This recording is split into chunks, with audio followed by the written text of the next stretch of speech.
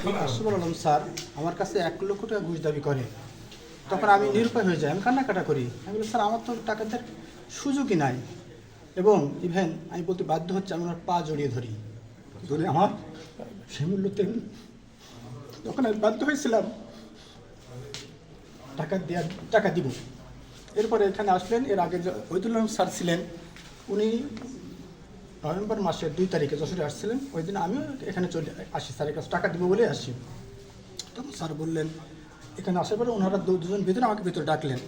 তো বললেন যে ওইদুল আলম স্যার বললেন, এখন উনি খুলনা ডিপিও, এখানে ডিপিও ছিলেন। তো বললো, টাকা ছাড়া ওর কোনো কাজ করবো না। আমি এর আগে ওইদুল আলম স্যারকে একবার 1 লাখ টাকা দিয়ে আমার একটা কাজ করাইছিলাম। তাহলে সেই লোকটা ওনাদের কাজ করছে, যেহেতু একটু ভয় দিলে একটু কিছু করলে টাকা পাওয়া যাবে।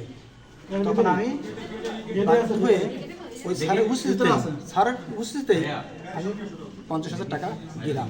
দুর্নীতি দমন কমিশন সমন্বিত জেলা কার্যালয় যশোর। আজকে মোহাম্মদ নূর নবী নামের এক ব্যক্তি আমাদের অফিসে এসে একটা অভিযোগ দাখিল করে, এবং অভিযোগের বিষয়বস্তু ছিল যে তার ওয়াইফ বেশ কিছুদিন আগে মারা যায়। তার ওয়াইফের হচ্ছে যে বেতন সমতাকরণ এবং পেনশন কেসটা জেলা প্রাথমিক শিক্ষা অফিসার যশোরে এরা আটকে রাখা হয়। একইভাবে তার এক বন্ধু মারা গেছে, তারও এই হচ্ছে যে পেনশন কেসটা হচ্ছে আটকে রাখা হয়।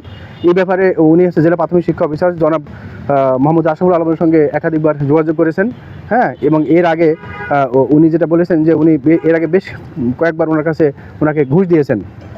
তারপরে উনি বলেছে যে আমাদেরকে আরও টাকা দিতে হবে। এইভাবে সর্বশেষে তার সাথে দফারফা হয় যে তাকে আরও 1,20,000 টাকা দিতে হবে। এখন এই মোহাম্মদ নূর নবী এই টাকা খুব কষ্ট করে গুছিয়ে এর অন্যায়ের বিরুদ্ধে প্রতিবাদের করার জন্য উনি আমাদের দুদক অফিসে আজকে যোগাযোগ করেছে, এবং আমরা দুর্নীতি দমন কমিশন প্রধান কার্যালয় থেকে আমরা অনুমোদন নিয়ে আমরা হচ্ছে যে আজকে একটা ট্র্যাপ কেস করি। ট্র্যাপ কেস বলতে আমরা ট্র্যাপ পরিচালনা করি। এই ট্র্যাপে আমাদের দুদকের একটা টিম অংশগ্রহণ করে, এবং আমরা এই ট্র্যাপটা করার জন্য আমরা তার দপ্তরের বিভিন্ন জায়গাতে উৎ পেতেছিলাম। তারপরে যখন হচ্ছে যে এই অভিযোগকারী নূর নবী 1,20,000 টাকা নিয়ে গিয়ে জনাব মোহাম্মদ আশরাফুল আলমের জেলা প্রাথমিক শিক্ষা যশোরের কাছে উনি দেন, এবং এইটা হচ্ছে যে উনি নিয়ে ওনার ড্রয়ারে রেখে দেন। সঙ্গে সঙ্গে আমাদের টিম গিয়ে হাতে নাতে তাকে এই টাকা সহ গ্রেপ্তার করে আমরা অলরেডি মামলা দায়ের করেছি, এবং এখন আমরা তাকে আইন অনুসারে এখন আমরা তাকে থানায় সোপর্দ করব। ধন্যবাদ। খুলনার একজন